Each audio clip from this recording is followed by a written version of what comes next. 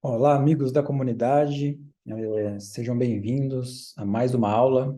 Na aula de hoje, a gente vai falar sobre um assunto que eu particularmente gosto bastante. Eu acabei de voltar de um retiro de 20 dias de meditação Vipassana, então eu estou cheio de ideias e coisas que eu digeri ao longo desses 20 dias a respeito da nossa mente, né, do Ayurveda, do nosso corpo, a nossa relação entre o corpo e a mente, né? E a gente vai falar hoje sobre a origem do sofrimento humano. Tá? Eu cheguei a pensar se o título dessa aula deveria ser Psicologia Ayurveda, né? Que talvez isso ficasse assim mais facilmente reconhecível por vocês se eu falasse Psicologia Ayurveda. Mas a verdade é que a psicologia foi uma cadeira acadêmica criada há muito tempo depois, né? Então, tem conceitos de dentro da psicologia ou da psiquiatria que definitivamente não conseguem conversar com a parte do conceito de mente dentro do Ayurveda, né? Da parte da psiquiatria e da psicologia, da neurociência. Eles não acreditam que exista o livre-arbítrio, né? E a gente, do outro lado, do lado da Ayurveda, né? Ou mesmo da parte do Dhamma, né? Da parte dos ensinamentos do Buda, né? Ou mesmo do Ayurveda, a gente acredita sim que existe livre-arbítrio, né? As nossas escolhas, a gente acredita em ação-reação, né?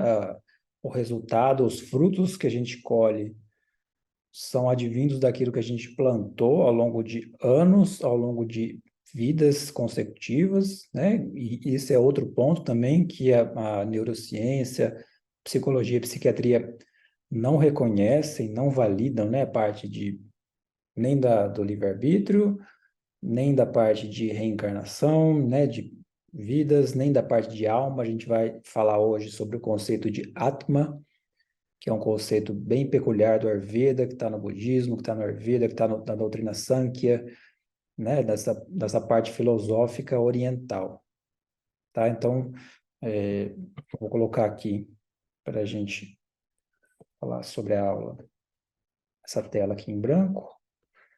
Deixa eu aumentar aqui.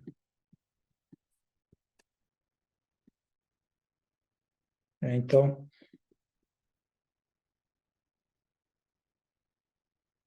a gente tem, dentro do Ayurveda, aquele conceito. Vamos começar primeiro falando sobre o próprio nome, né? A própria origem da palavra Ayurveda.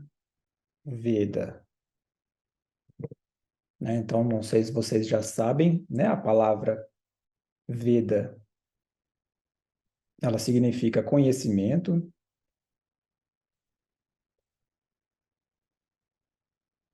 ou também estudo.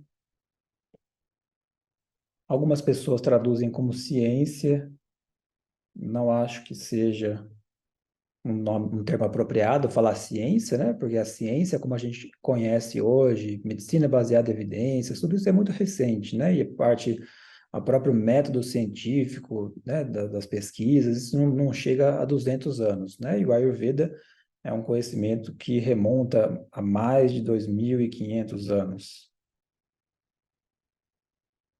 né? E essa parte da ciência tem menos de 200 anos. Então, não sei se é justo você comparar ou você utilizar esse termo aqui, ciência, tá? Mas é um conhecimento, é um estudo, é uma área do conhecimento humano a respeito de quê? De Ayur. Ayur nada mais é do que a vida. A vida nesse planeta Terra. Então, para ter vida, para existir vida, o Ayurveda entende, né? O Ayurveda diz que a gente precisa de quatro componentes, né? Esses quatro componentes, para a gente dizer que existe vida, esses quatro componentes são, primeiro, precisa existir Atma, que seria uma parte da nossa consciência que vai permanecer apesar do corpo, né? O corpo é sharira, sharira é o corpo, tá? Algumas pessoas traduzem atma como alma, outras como consciência, mas atma nada mais é do que o princípio, né? O princípio que é eterno, imutável, que não adoece,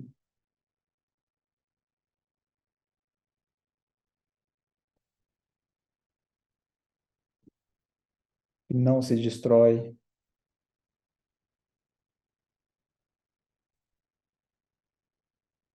não se corrompe.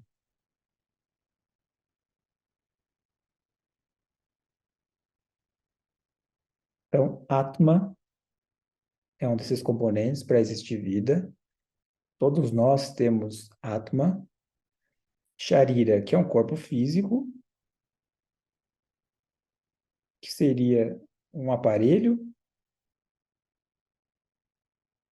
através do qual essa consciência, essa alma, né, ou esse princípio vai conseguir se manifestar, vai conseguir adquirir experiências, aprendizados, vai conseguir interagir, vai conseguir ter a vivência e a experiência do que é uma vida física material, né? Porque a Atma também não tem corpo, não tem corpo. Então, Atma é considerado também como avyakta. Avyakta, né? Vyakta é o que vê. Avyakta é aquele que não consegue ser visto.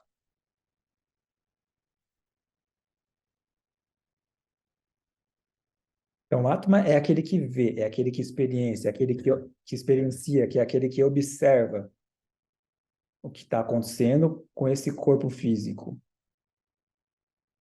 Só que, além do corpo físico, a gente precisa de outras coisas para que a gente possa chamar de vida, né? Então, a gente falou que a gente precisa de 4 componentes. Então, primeiro, Atma, segundo, Sharira, que é um corpo físico.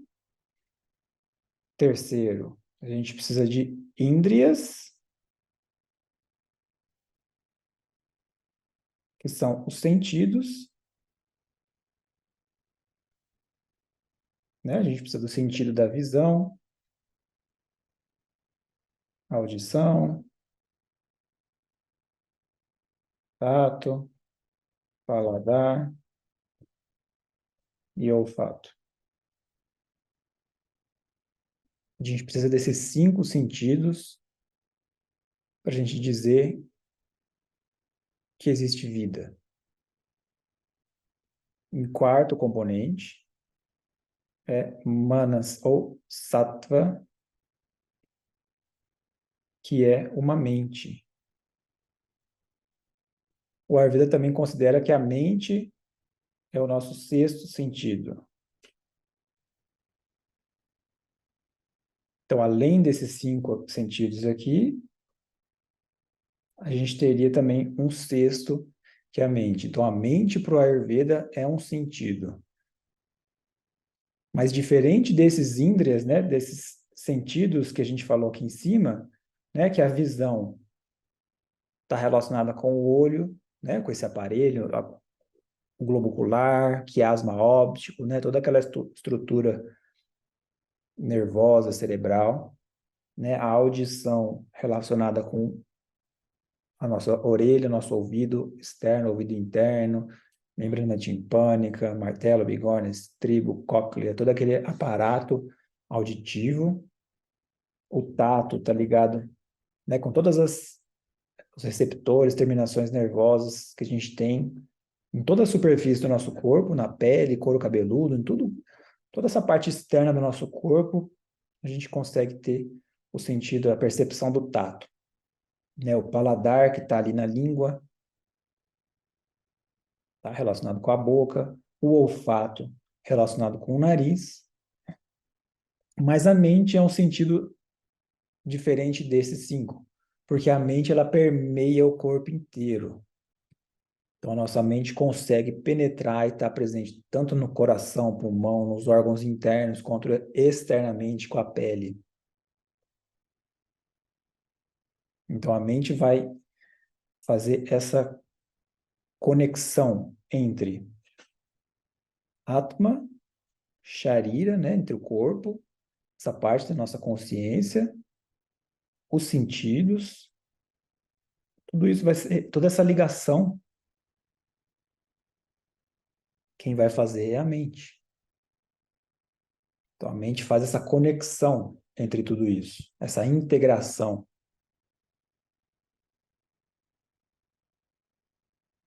É por isso também que a mente tem tanta influência do Vata. E por isso que muitas doenças mentais estão relacionadas proximamente com o Vata. O Vata é o mais sutil, é aquele que está presente também no corpo inteiro, se movendo. Então a mente precisa disso, ela precisa desse movimento, precisa estar presente no corpo inteiro, precisa fazer essa comunicação entre todos os componentes do corpo. Tá? Então, em relação a esses cinco sentidos, né? Então a gente tem, deixa eu voltar aqui, a audição,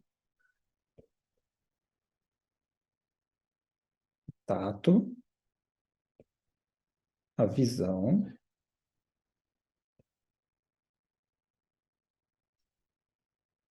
som, tato, visão, paladar e olfato.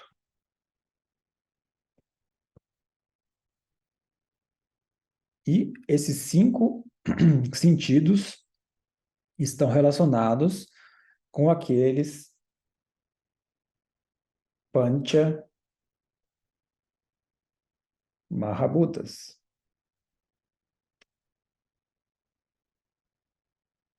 Você se lembra que o nosso corpo é formado por esses cinco elementos chamados de pancha, que é o número 5, mahabhutas, que são os elementos.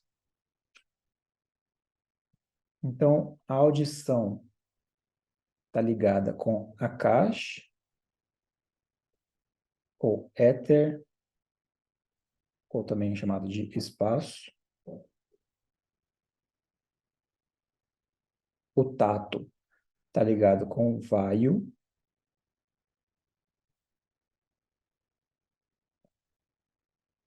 que é o elemento ar, né, ou vento.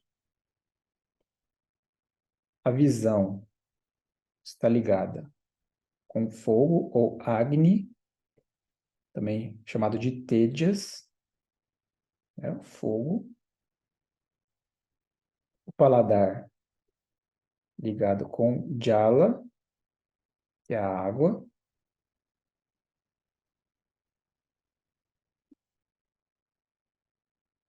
Ou Jala ou Apas, que é a água.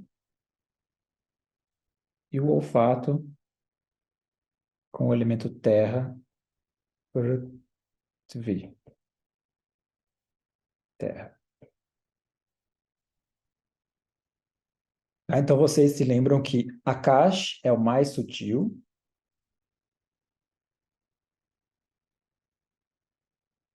e em direção do mais sutil para o menos sutil,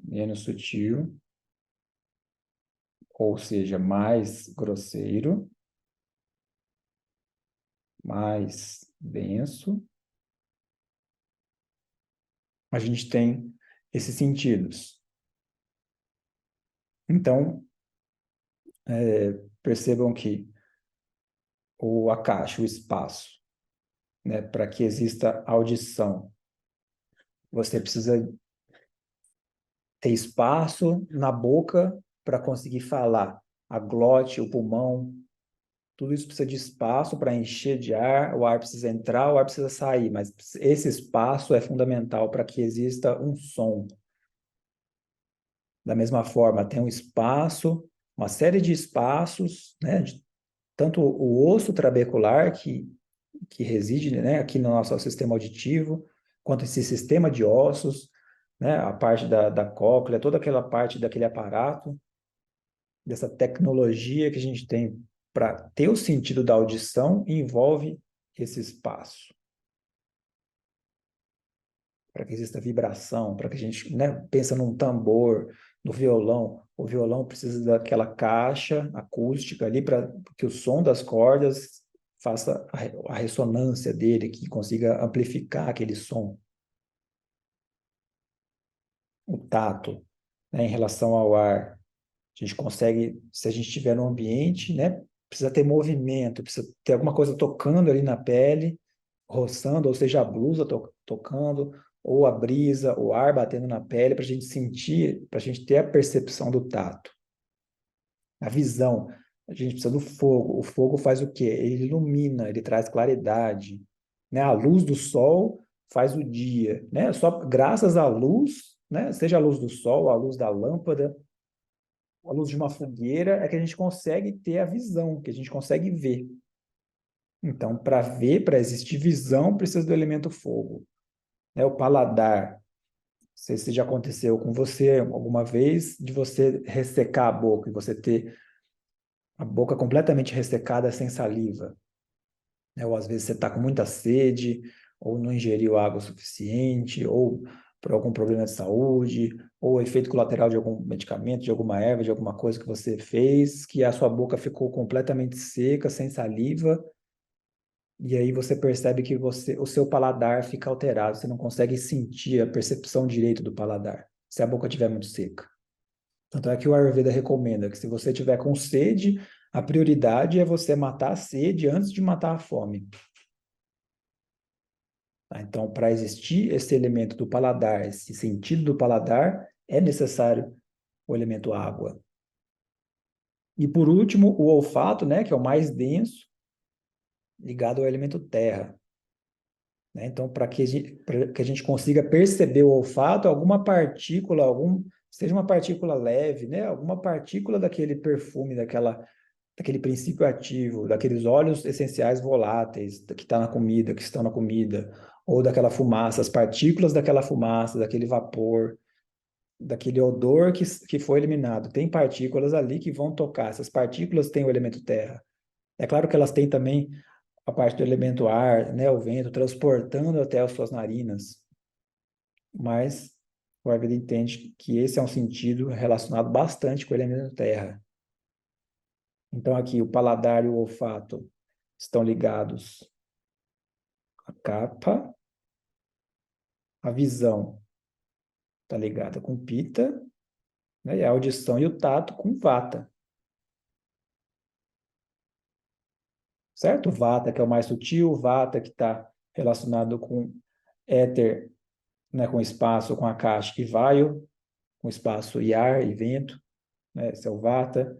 O pita, que é predominantemente fogo, pode ter um pouco de água também, mas predominantemente o que você mais vê no pita é o fogo, o elemento fogo, e capa, esses dois, água e terra. Então, você pode perceber, né, que se no paladar a água ela ajuda você a ter a percepção do paladar, o elemento água no olfato ele atrapalha. Então, a pessoa quando fica gripada, quando está com rinite, com sinusite, com excesso de elemento água aqui nas narinas, ela perde a percepção do olfato. Ou tem uma virose, uma infecção, né? Algum problema de saúde que vai obstruir ou encher do elemento água aqui nas fossas nasais, vai atrapalhar o sentido do olfato. E no paladar ele ajuda. E o elemento terra, né? Excesso de terra no paladar, né? A pessoa está com excesso de cafa, né? Então aquela saburra branca, espessa, que difícil de sair. Isso quando a gente não está nem falando de ama, né? Ama aí é uma saburra mais pegajosa, mais grudenta, mais difícil de ser eliminada. Mas aí o excesso do elemento terra vai atrapalhar também a percepção do paladar, de sentir o gosto também dos alimentos. Ah, e visão é o mais óbvio, né? Se você acende a luz, você consegue enxergar no escuro. Se não acende, se você não tem uma lanterna, você vai sair à noite e não vai conseguir enxergar nada. Tá? Então, do mais sutil aqui para o mais grosseiro ou menos sutil. Então, dito isso, feito essa introdução, né, a respeito da parte do que o Ayurveda fala, eu vou entrar agora na parte do conhecimento daquilo que eu aprendi naqueles 20 dias de meditação Vipassana, para a gente entender a origem do sofrimento humano e como sair dele. Então, a gente tem, como a gente falou, né, aqueles 4 componentes de Ayu, que é a vida, que são Atma, Sharira. Atma, que é a alma, a consciência, Sharira, que é o corpo, os Indriyas são os sentidos, e Sattva, ou Manas, que é a mente.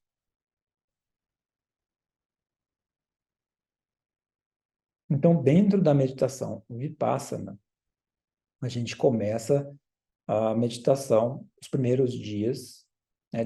Dentro dessa meditação de 20 dias, a gente ficou 7 dias fazendo uma técnica de meditação que é chamada Anapana, que a gente só observa a respiração. Então, aqui nessa região aqui, a gente fecha os olhos, senta com a coluna ereta e fica observando a sensação aqui nessa região aqui, abaixo das narinas e acima do lábio superior. Então, você fecha os olhos e fica observando. Consegue sentir o toque da respiração entrando e saindo, e tocando aqui na pele, qualquer lugar desses, ou mesmo na entrada das narinas, às vezes você sente o ar tocando aqui bem na pontinha do nariz, aqui no cantinho. Qualquer lugar que você sentir a respiração, o toque da respiração, você fica observando ali. E aí você vai ver o quanto é difícil você manter o foco, você manter a sua atenção concentrada nessa região. E daqui a pouco a mente vai se distrair, e se distrai, e se distrai. E aí você volta para cá. Aí a mente se distrai, você volta de novo para cá, atenção, para essa área das narinas. Então, essa meditação, né, chamada Anapana,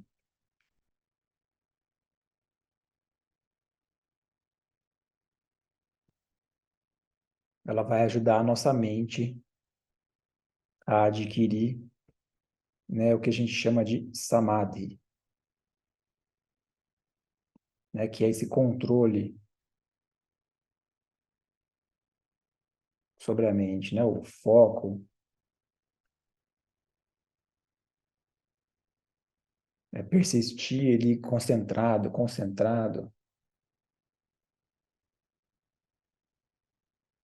concentrado, focado. É o domínio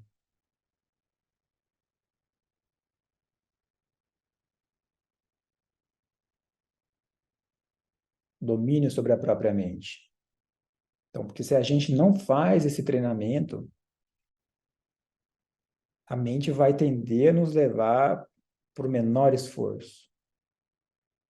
E ela vai tender também a buscar cada vez mais sensações agradáveis.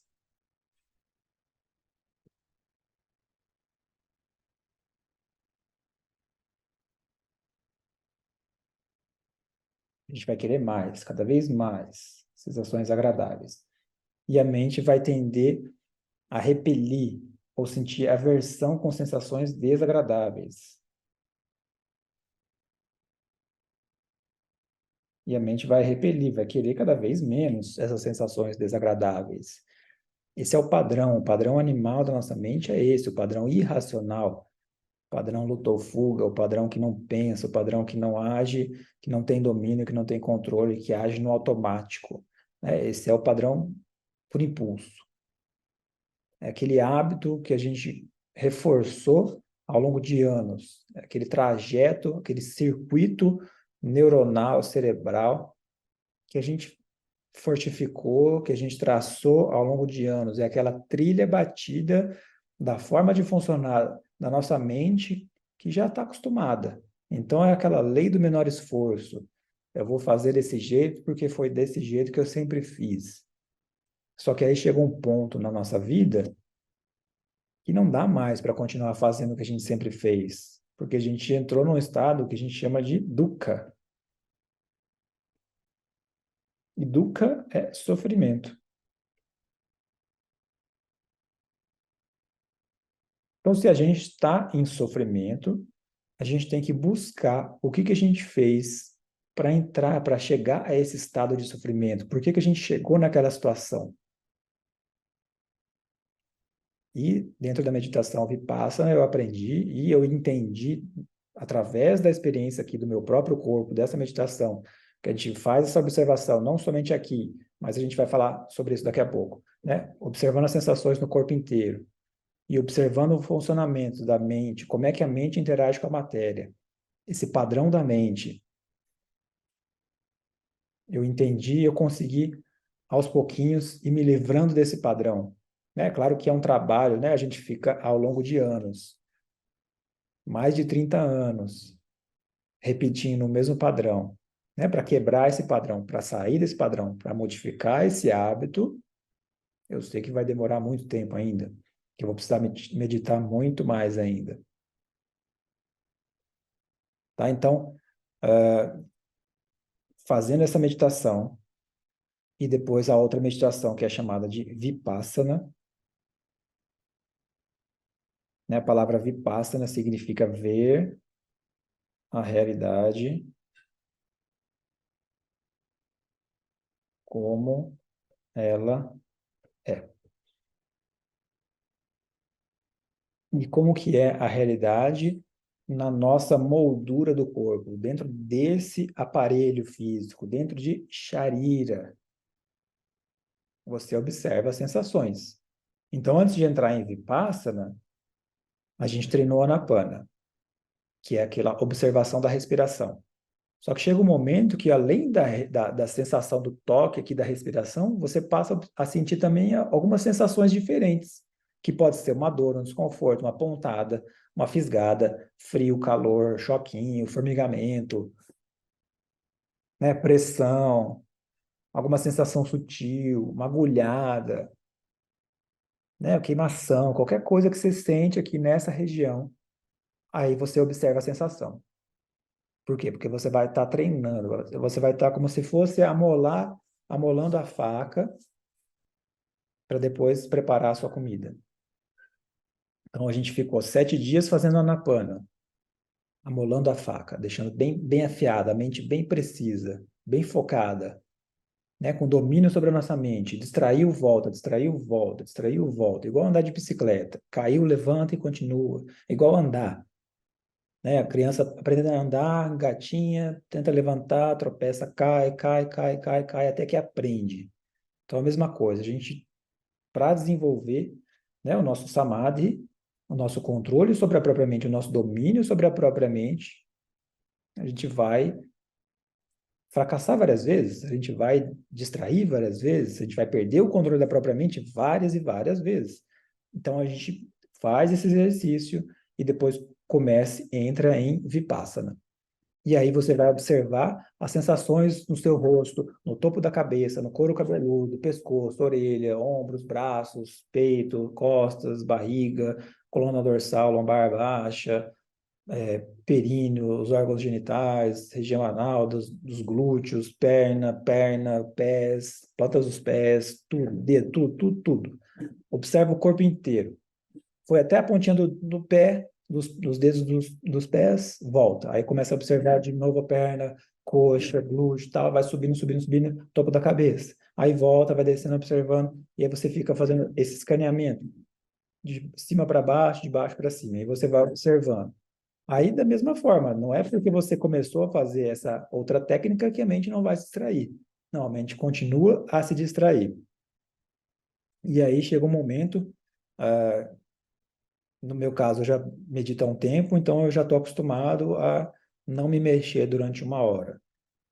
Mas chega um momento que é solicitado, né, quando entra em Vipassana, pelo menos, para que a pessoa fique essa uma hora sem se mexer, né? E eles dão um nome para para essa técnica de não se mexer, né? Para esse fato de você não se mexer, de aditana,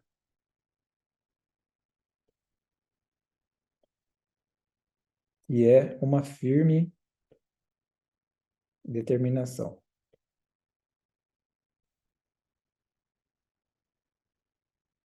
Então, você toma a firme determinação de aconteça o que acontecer durante uma hora, pelo menos, que você estiver meditando ali o Vipassana, você não vai se mexer. Você vai deixar a coluna ereta, você vai manter as mãos sobre as pernas, ou onde é que você deixa a mão, você não tira do lugar durante uma hora. Não mexe, não mexe o pé, não mexe a perna, não mexe coxa, não mexe cabeça, não mexe nada. Fica durinho ali, feito estátua, como se estivesse congelado. Tá? Isso é adhitana. Isso também é importante. Muito, muito importante, né? Essa parte eu digo que é fundamental. Não tem como você fazer a técnica, né, de Vipassana sem você desenvolver seu Adhyatana. Por quê?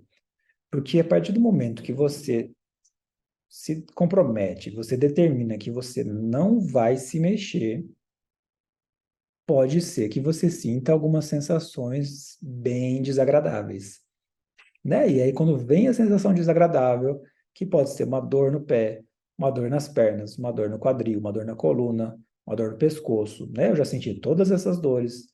Chegou uma hora que eu achei que a minha perna ia necrosar porque não estava mexendo, né? Que ia ter a mente de médico ali foi a loucura, né? A gente começa a pensar várias coisas e a mente começa a gritar, começa a reclamar. Por quê? Porque você está fazendo alguma coisa que é desconfortável. Você está aprendendo a lidar aqui, ó, com as sensações desagradáveis, sem aversão. Por quê? Porque não basta você ficar ali sem se mexer, firmemente determinado, ok, isso é importante, né? Você se comprometer, você desenvolver sua força, né? O que a gente chama, né? O virya, né? A sua potência, a sua vontade, sua intenção. Mas é você lidar com essas sensações agradáveis ou desagradáveis com equanimidade. Esse que é o segredo para modificar o padrão da mente. É lidar com o desconforto de forma equânime, sem querer que ele passe logo, sem querer que desapareça esse desconforto o quanto antes. Nossa, essa dor precisa acabar logo, a meditação precisa acabar logo, o tempo não passa. Essa reclamação mental, a gente deve eliminar isso. A dor, o desconforto é só mais uma sensação, assim como a sensação agradável. Aí, em alguns casos, você, beleza, você conseguiu ter equanimidade ali com as sensações desagradáveis, e pode ser que você sinta sensações agradáveis. Como já senti sensações que pareciam que eram o orgasmo no corpo inteiro. Coisa que droga nenhuma eu sei que vai te proporcionar. Mas aí, com as sensações agradáveis, as sensações muito, muito, muito agradáveis, o desafio é não desenvolver avidez, não querer mais daquilo. É você observar a sensação que é muito agradável como apenas mais uma sensação. Isso que é observar a realidade, ver a realidade do jeito que ela é. Porque toda sensação que surgir, ela vai desaparecer. Pode ser sensação agradável, pode ser um orgasmo, pode ser uma dor, pode ser uma sensação super prazerosa, pode ser uma sensação super desconfortável. As duas vão passar mais cedo ou mais tarde. E aí, quando você está meditando, vem a sensação desagradável e você quer se livrar dela, você está com aversão, aí ela vai durar mais tempo. Porque você não aprendeu a lição ainda. Sua mente não aprendeu a quebrar esse padrão mental de fugir do desconforto e querer mais o prazer. E se você ficar com avidez na sensação prazerosa, se quiser, você querer mais, se você começar a se deleitar ali na sensação prazerosa, aí ela some, ela escapa. E aí começa a dor de novo. Então a gente fica rolando nesse ciclo, né, de prazer e dor, prazer e dor, prazer e dor, prazer e dor. E se você observar, o sofrimento dukkha humano, né, a vida humana, o que que é a vida humana? Senão um ciclo de felicidade e desprazer e tristeza, felicidade e tristeza, sorte e infortúnio. Você conquista algumas coisas, perde outras. Você faz alguns amigos, perde outros. Nascem filhos, parentes, você conhece pessoas novas, você perde pessoas, morrem parentes, morrem pessoas que você gosta, pessoas queridas. Então é o tempo todo, essa é a vida humana aqui na Terra, é assim. É um ciclo de sofrimento, intercalado com alguns pequenos prazeres momentâneos. De qualquer forma, tanto o sofrimento como a felicidade aqui são momentâneos, são passageiros, assim como as estações, tudo está em constante mudança. Então, a mudança é uma verdade que é presente absolutamente aqui nesse plano. Então, aí, conforme a gente vai avançando, né, nesses 20 dias de meditação, a gente também aprende a sair desse ciclo, né, de avidez e aversão, de sofrimento, né, de querer fugir do desconforto, de ficar apegado com coisas prazerosas demais. Então a gente vai meditando, vai aprendendo, vai fugindo, né, vai modificando o padrão da nossa mente, modificando esses vícios, essa forma de pensar, de agir, esses hábitos. E aí, conforme você vai se aprofundando na meditação, os sentidos, os índrias, passam a ser menos importantes. E aos poucos você percebe que você não sente mais o sentido. Enquanto você está meditando, você não sente mais o sentido do olfato. Você para de sentir. Daqui a pouco você não sente mais seu paladar. Você está de olhos fechados. Né? E mesmo assim, não vem nenhuma imagem mental.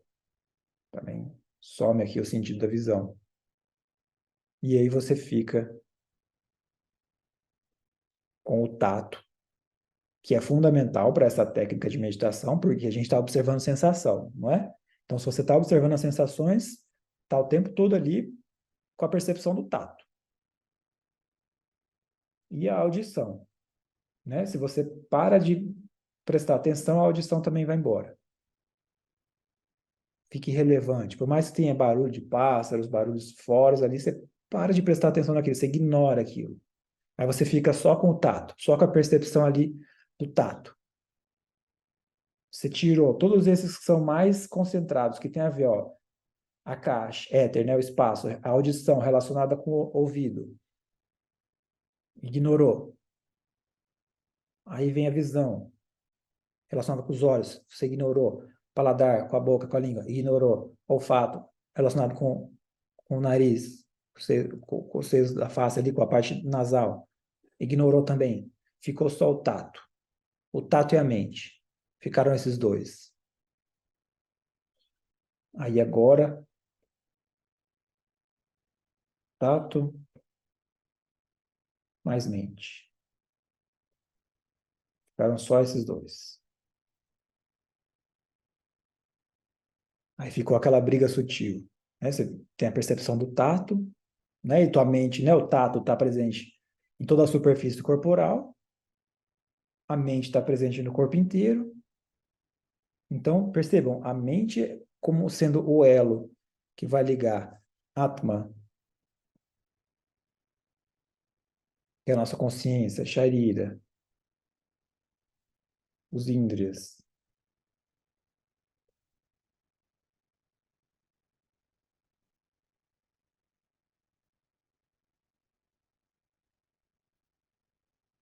e a nossa mente, né?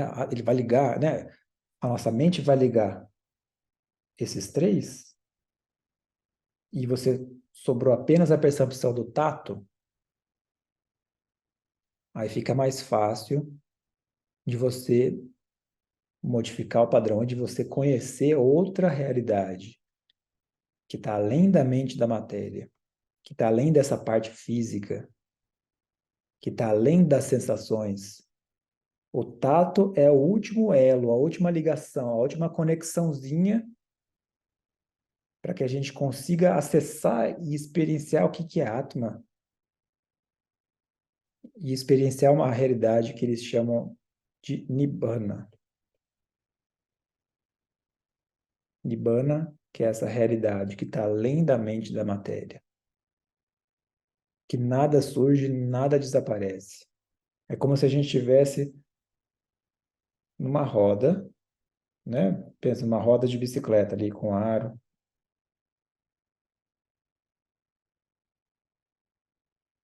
Se você está aqui na borda da roda, aí você faz vários ciclos, né? Ciclos longos. Você está sempre girando. Aí você vai se aproximando ali do centro. Você está na metade, né? Os ciclos que você faz são menores, ou seja, você acaba dando mais voltas. Vários ciclos, vários ciclos. Então, essa comparação pode ser feita também que o Ayurveda, né, e o budismo, todos eles entendem que a gente tem ciclos de vida e podem durar mais ou menos, né? Na espécie humana são cerca de 100 anos, mas tem tipos de vida que duram mais de 100 anos. Tem tipos de vida que duram 1000 anos, né? São ciclos mais longos. Mas quando você quer acessar aqui o Nibbana, o centro, você quer voltar para o centro, você quer experimentar uma realidade que é diferente desses ciclos todos. Você quer conhecer um lugar, um estado onde onde nada surge e nada desaparece. Então, quando você está no centro aqui de um objeto que está girando, você não gira, você não tem a percepção de mudança, porque você está no centro.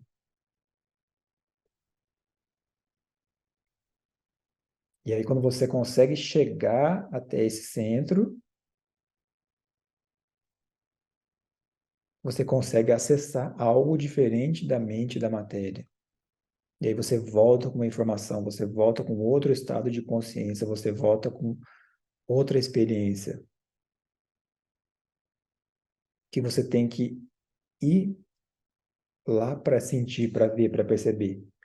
E você só vai fazer isso se você experimentar dentro da moldura do seu corpo a realidade como é que ela é. Porque a gente vai meditando, lá, observando a sensação do tato ali na superfície do corpo. Chega um momento que você está sentindo o braço inteiro, sensações no braço inteiro. Depois sensações no outro braço inteiro. Do umbigo para baixo, sensação em tudo, toda parte. Chega um momento que você tem sensações por todo o corpo. Aí tem um momento que você não tem sensação nenhuma, que eles chamam de banga. Banga. Ausência de sensação. Aí você percebe, não, não tem corpo nenhum. Estou sentindo nada. Não tem... Onde que está esse corpo? Como é que eu não estou sentindo nada? Aí você também descolou o sentido do tato. Aí ficou só a mente. Aí a mente está pronta para ir buscar esse estado além da mente e da matéria. Só que Banga também é um estado que pode ser assustador. A pessoa pode achar, não, morri, meu corpo vai cair aqui, vai se estatelar, vai bater a cabeça no chão. Ou é uma sensação tão agradável que a pessoa desenvolve a avidez de novo. Ah, eu quero sentir de novo esse Banga. Aí quando você quer sentir, você perde, você não sente, você sai. Então é um desafio, é um trabalho longo, longo, longo. Da mesma forma, a pessoa que quer desesperadamente, não, eu quero conhecer esse tal de Nibbana. Quanto mais você quer, mais avidez você tem, mais longe você vai estar desse Nibbana. Mais longe do Banga, mais longe das sensações agradáveis. mais longe de se ver livre do sofrimento. Então, eu aprendi, né, que todo sofrimento humano tem origem em Tanha. Tanha, que é semelhante a uma palavra do Ayurveda, né, uma doença no Ayurveda que a gente chama de Trishna. Trishna é sede. Uma doença que o Ayurveda conhece quando a pessoa está desidratada. Então, ela tem muita sede, está com avidez por água, por líquidos. Né? E Tanha, ela tem avidez por duas coisas, basicamente. Avidez pelas sensações agradáveis e querer mais e mais sensações prazerosas, e avidez para se ver livre das sensações desagradáveis.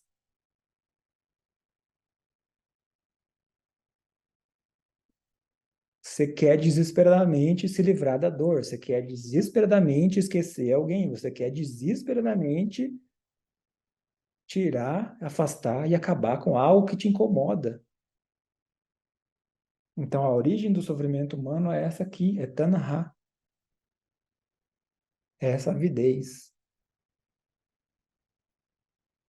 Então, vamos supor que a pessoa tem uma certa condição financeira, aí ele consegue ou um emprego novo, ou uma promoção, ou uma herança, ou passou em algum concurso e começou a ganhar muito mais, ou virou influencer e ganhou uma dinheirada de uma vez só, ou o canal no YouTube explodiu e está com milhões de visualizações, e agora está entrando dinheiro, etc. Qualquer que seja a condição financeira mudou e melhorou. Aí a pessoa vai começar a adquirir novos hábitos. Aí ela vai querer mudar para uma casa melhor, vai querer um carro melhor, né? Vai começar a comer, querer comidas mais caras. Se ela comia só o filé de frango, a carne moída, ela vai começar a querer, não, frango orgânico, começar a querer uma picanha, um filé mignon, vai querer começar a comer carnes caras importadas, né, vinhos importados, ou vai querer comer só comidas orgânicas, né, vai começar a querer aspargo a R$ 60 o quilo, né, vai desenvolver hábitos agradáveis, de buscar coisas que são agradáveis, que são prazerosas, e querer cada vez mais isso, e buscar e ter medo de perder isso também, e querer cada vez mais, e não conseguir descer o padrão, e vai querer mais. Aí, se a pessoa já tem um carro, ela vai querer um carro maior, mais espaçoso, um carro 2.0, né? Não, vou precisar de uma frota de carros, né? Eu vou precisar de um motorista. Ah, não, eu acho que eu vou precisar de helicóptero, de avião, de cruzeiro, de um barco. Aí o céu é o limite. Não tem limite. Cada desejo, cada vez que a gente satisfaz um desejo da mente, a gente cria mais 10 brota do nada, mais um monte de desejo. É um ciclo sem fim, é uma bola de neve, é uma avalanche, é um negócio que não vai ter fim, que é infinito. Então, eu não estou dizendo que você tem que fazer voto de pobreza, de castidade, de nada disso. Estou dizendo que a gente tem que estar consciente da realidade. Da realidade como ela é. Qualquer prazer que surgiu vai desaparecer. O dinheiro que surgiu na sua conta vai ser gasto. Seja que vai desaparecer da sua conta porque ou porque você gastou, ou porque o governo vai taxar com imposto, mas tudo que surge está fadado a desaparecer. Então, se você não tiver recebendo mais dinheiro, se você não tiver uma forma, uma maneira de continuar recebendo essa renda, esse dinheiro, a tendência dele é desaparecer mesmo. Supor que você está se relacionando com uma pessoa muito bonita, ou você conseguiu ficar com uma pessoa muito bonita. Aí você, né, você quer ficar na presença dela cada vez mais. Ou então a pessoa que conquistou uma pessoa bonita, aí daqui a pouco passa a outra mais bonita, aí ele vai querer a mais bonita, ou ela vai querer a pessoa mais bonita ainda. Aí fica viciado em conquista, cada vez mais bonita, com esse formato de peito, com esse formato, com esse tipo de cabelo, com esse tipo de rosto, esse tipo de maxilar, de dente, de sorriso, de pernas, de músculos. Aí é um ciclo vicioso, porque perdeu o equilíbrio da mente. Não percebe que a beleza, né, tem prazo de validade também. A gente envelhece, por mais que existam procedimentos estéticos, né, olha quantos erros que tem, né, quantas falhas nesses procedimentos estéticos que podem acontecer. A pessoa se apaixonou pela outra por causa do formato dos seios, do peito. Aí a mulher desenvolve um câncer de mama. Aí acabou o peito que a outra pessoa era apaixonada. E aí, acabou o amor? Acabou o casamento? Acabou a relação? Como é que fica? Uma relação que é só baseada em aparência física, né? Então a gente perde o referencial, a gente perde o controle sobre a própria mente, porque a gente não está consciente das sensações. Ou quando a gente se aflige com as sensações desagradáveis. Ah, não estou com tanto dinheiro, não estou com o padrão de vida que eu gostaria. E aí você tem que se perguntar: eu estou me esforçando? Eu estou fazendo o trabalho correto? Você está postando vídeos no YouTube, mas ninguém quer assistir. Será que você está direcionando seus vídeos para o público correto? Será que o YouTube não está entregando o seu conteúdo? Você precisa pagar e patrocinar os seus posts? Ou será que você precisa fazer conteúdos melhores, conteúdos que são mais atraentes para o seu público? Ou o tipo de trabalho que você faz não está te dando a renda? Será que você deveria buscar outras fontes de renda, outras formas de trabalho, outras formas de mudar a sua situação atual? Mas você tem que ter a paciência e a tranquilidade de saber que isso também vai passar, que essa sensação desagradável, que essa situação desconfortável também pode ter o prazo de validade. Mas se a gente ficar esperando cair do céu, se a gente não se mover, se a gente não fizer por onde, não tem como. Não adianta ficar acreditando em milagre, né? A gente que é o próprio mestre. Nós somos nossos próprios mestres. Você é seu próprio guru, seu próprio professor. E aí, eu te mostrei ao longo dessa aula que dentro do seu próprio corpo físico, dentro dessa moldura física chamada Sharira, a interação de Sharira com os índrias, com os sentidos, né? O corpo físico, os sentidos, você consegue ter acesso a outras realidades, experienciar algo além aqui da matéria, da mente e da matéria, uma realidade além dessa. Você tem essa capacidade para fazer isso. Se você sentar e meditar, da forma como tem que ser feito, da forma que eu falei,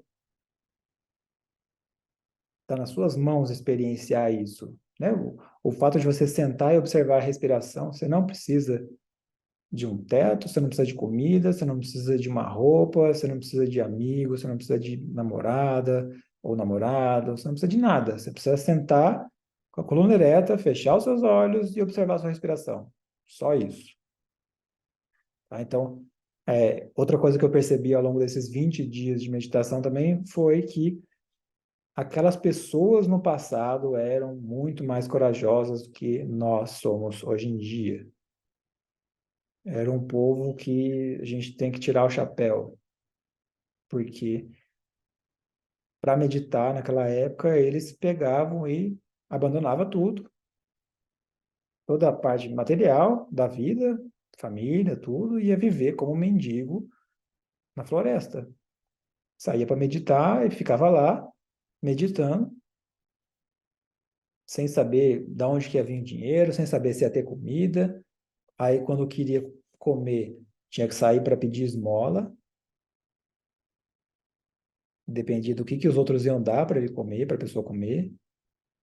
Fazia as necessidades onde dava, tomava banho no rio e aí voltava e sentava para meditar. Então, aí Buda, antes de se iluminar, antes de alcançar esse Nibbana, ficou ali semanas meditando, sem comer, em jejum, sem levantar, sem se mexer, ali em Aditana, paradinho, sem se mexer, meditando, meditando, meditando, meditando. Aí chegou alguém, viu que ele estava lá, né? Já imagina, semanas sem comer, já estava desnutrido, a pessoa foi lá e levou, por compaixão, levou um pouquinho de comida para ele. Ele agradeceu, comeu e voltou a meditar, meditar, meditar, meditar, meditar. Aí ficou mais semanas ali até que ele se iluminou.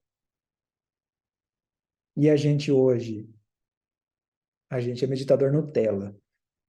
A gente tem tudo. Você vai no Vipassana, ninguém te cobra nada, ninguém te pede mensalidade, ninguém te pede dízimo, ninguém te pede para pagar, para passar o cartão, nada. É tudo de graça. Você vai lá, você faz sua meditação, você vai ter água quentinha no chuveiro para você tomar banho, você vai ter uma cama confortável, né, coberto. Se você não levou cobertor, eles arrumam edredom para você. Se você não levou toalha, eles arrumam a toalha para você se enxugar depois do seu banho. Sabonete, até se você quiser esquecer o sabonete, arruma o sabonete para você, arruma o que você quiser para você sentar e meditar. Vai ter comida para você. Se você é aluno antigo, 2 vezes por dia, todos os dias. Se você é a primeira vez que você está indo meditar lá, você vai ter 3 refeições por dia. Isso é mais que o suficiente. Você imagina, Buda foi lá, ficou semanas sem comer, aí comeu um bolzinho de comida que deram para ele, e aí voltou a meditar.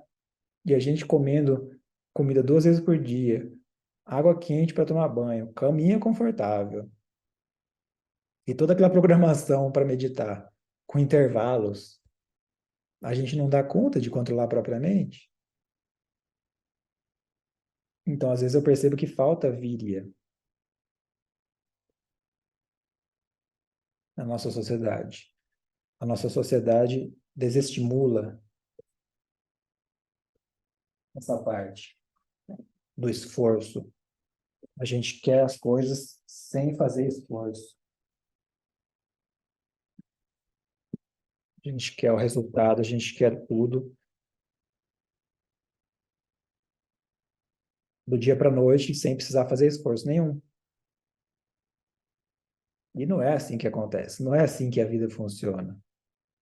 Então, aí às vezes eu vejo a pessoa vem falar de caminho do meio.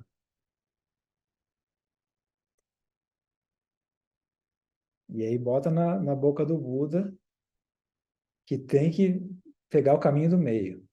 Aí o caminho do meio para a pessoa é, eu tomo um drinkzinho no final de semana, né? Eu pratico um yoga ali 2 vezes por semana, eu dou aquela meditadazinha de 10 minutos todos os dias, deitado, observando a respiração. E aí, não, tem que ser o caminho do meio, não pode ser radical.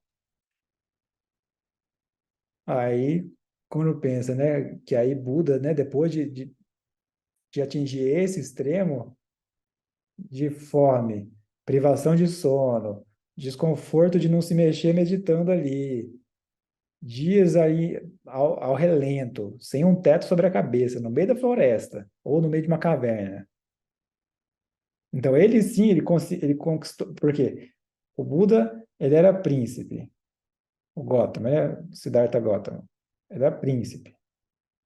Então, ele conhecia todos os confortos do palácio. Aí, virou mendigo, ficou sem comer.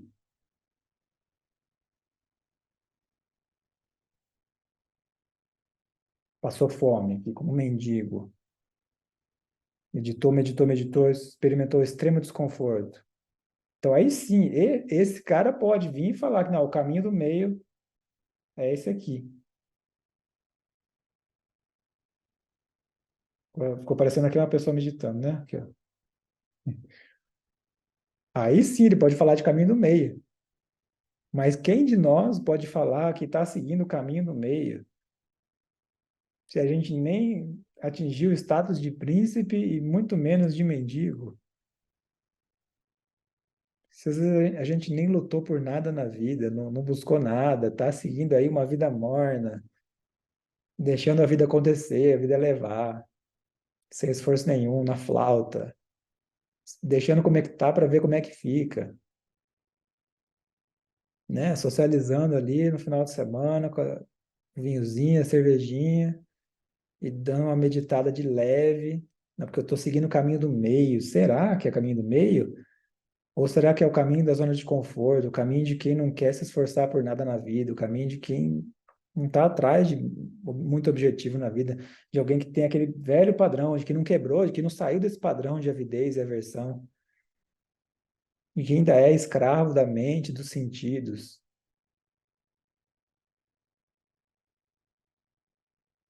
Então, se a gente quer sair do sofrimento, está nas nossas mãos. Tá? E eu posso falar, assim, por experiência própria, de mais de 10 anos já praticando essa meditação Vipassana, eu nunca vi nada igual. Eu nunca vi técnica melhor. Eu já pratiquei outras técnicas de meditação, deixei tudo de lado porque o benefício que eu senti no meu corpo físico, a minha forma de encarar a vida, na forma como eu encaro minha profissão, né, os desconfortos, os sofrimentos, as frustrações, porque todo mundo, ninguém está imune à frustração. Pode ser a pessoa mais bem-sucedida, pode ser a pessoa mais rica, mais cedo ou mais tarde ela vai ter alguma frustração. Então eu aprendi a lidar com essa frustração de uma forma assim impressionante. Aprender a perdoar, a mandar amor, a mandar boa vontade, a mandar coisas boas para as pessoas que já te prejudicaram, né? Porque amar alguém que te ama, amar alguém que te faz bem é muito fácil. Agora, amar e mandar amor de verdade para alguém que te prejudicou, te fez mal, que te difamou, esse é o desafio, esse é muito difícil. E isso eu aprendi com essa técnica de meditação. Então, na aula de hoje a gente viu como se livrar de Tanaha, como se livrar da avidez por aquilo que gera mais conforto, mais sensações agradáveis, e como deixar também de ter avidez para se ver livre das sensações desagradáveis, né, que seria a aversão. Mas tudo se resume à avidez. Tá? Foi um, uma aula de psicologia Ayurveda, que eu espero que você tenha gostado. Foi profunda, vai ficar aí uma reflexão para você digerir e eu vou postar também uma meditação para ensinar você a fazer também essa meditação. Vou postar separado, né? Que essa parte foi mais teórica. Aí eu vou postar uma meditação, essas duas meditações, uma com a Anapana e a outra meditação Vipassana, te ensinando a fazer, explicando o passo a passo, como é que vai fazer essa meditação. De qualquer forma, eu ainda assim recomendo que você faça o retiro de meditação Vipassana, né? Vipassana. Você vai no Google, digita Vipassana, RJ ou SP. São os principais centros do Brasil. Aí você vai ver um calendário de cursos, né, as datas da inscrição para o curso de 10 dias. Vai ser o primeiro curso que você tem que fazer, esse de 10 dias. E aí você faz esse curso para aprender a técnica de meditação Vipassana. eu garanto que vai ser muito terapêutico. Assim, eu aprendi coisas sobre mim mesmo, eu organizei eventos da minha vida, assim, desde a infância, adolescência, vida adulta, período de faculdade.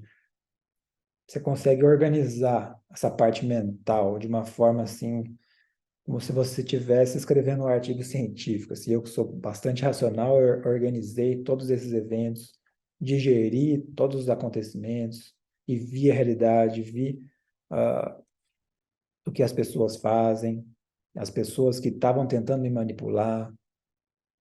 Eu aprendi a perdoar também, né? Então uma técnica grandiosa, é um processo extremamente terapêutico que ajuda muito, tá? Então, eu espero que você tenha aproveitado a aula. Qualquer dúvida, escreva aqui nos comentários. Se precisar, a gente retoma esse assunto.